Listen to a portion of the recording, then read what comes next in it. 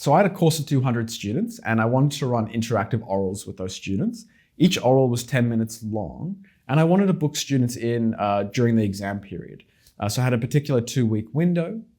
Part of my other requirements was some students were needed to be online and some people were face-to-face, as well as my tutors had different schedules and I was going to Sydney for part of that time as well. So a lot of things we were balancing.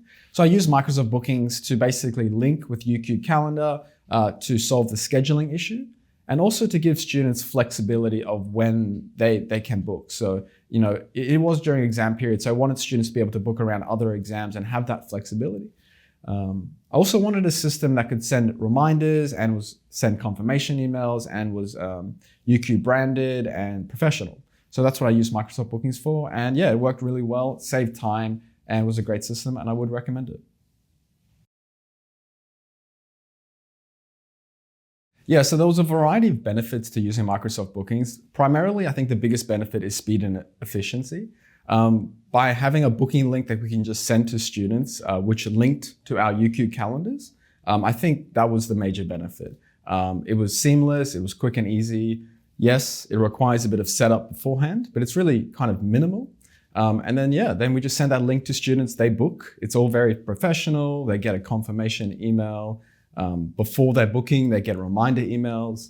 And once each students had booked, we had 200 students booked in. One of the benefits of the system is you can actually have really good oversight of each marker's work and who they're interviewing, which means when students emailed me as the course coordinator and they said, hey, look, I need to reschedule, or can you double check I'm booked in with Alex on that day, I could go into the system, it has good oversight, and I could check that student and I could go back and say, yes, that is true, you are booked with Alex at this time.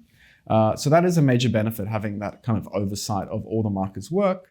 Another great thing about Microsoft Booking is the fact that students can easily rebook and reschedule their bookings. So when they get sent the original confirmation email, there's a little button that they can click that says rebook, and that makes it really seamless. So when students said to me, look, I'm sick, I can't make it in to my interactive oral, I said, that's fine. Just click on that reschedule button in the original email and go through the process again.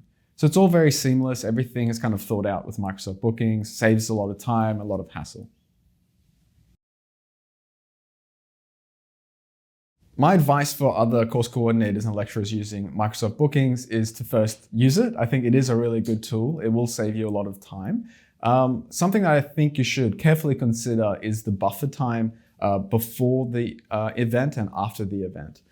So for me, I was running interactive orals back to back the whole day, which meant I carefully considered I wanted 10 minutes buffer time beforehand and afterhand, which means beforehand I could read the student's work and afterwards I could mark the student and put their grades on Turnitin. However, sometimes I felt that was a bit rushed. Once I was doing interactive orals the whole day, maybe 10 minutes before and after could have been maybe 15 minutes because you get a bit fatigued. So I would carefully consider the buffer time that you're going to allow for. Maybe you don't need so much buffer time if you don't have that many orals or events, but if you do have back-to-back events, definitely consider having enough buffer time for whatever preparation you need. Another piece of advice I would give is if you have multiple markers, set up each marker with their own service link or booking link. This just makes the process a bit more seamless for students, a bit simpler. They just have to click the link. They're already assigned to that marker. And in the back end, you'll have overview of that marker's work. That process works a bit better than having one booking link for all of your markers. So that is something I wouldn't suggest unless students are allowed the flexibility to choose different tutors. In my case, I already pre-assigned each student with a marker. So I didn't want them to select the wrong marker. So by providing that one service link, there was no issues there. So one of the issues I found was students would often put in the wrong student email address. They would often leave out the student bit of the email address and just say uq.edu.au. And because students were using the wrong email address, this means that they would not get a confirmation and they would also not get email reminders. So both of those aren't ideal. They still get booked in and we can still see on our end that they're booked in, but the student is a bit unsure.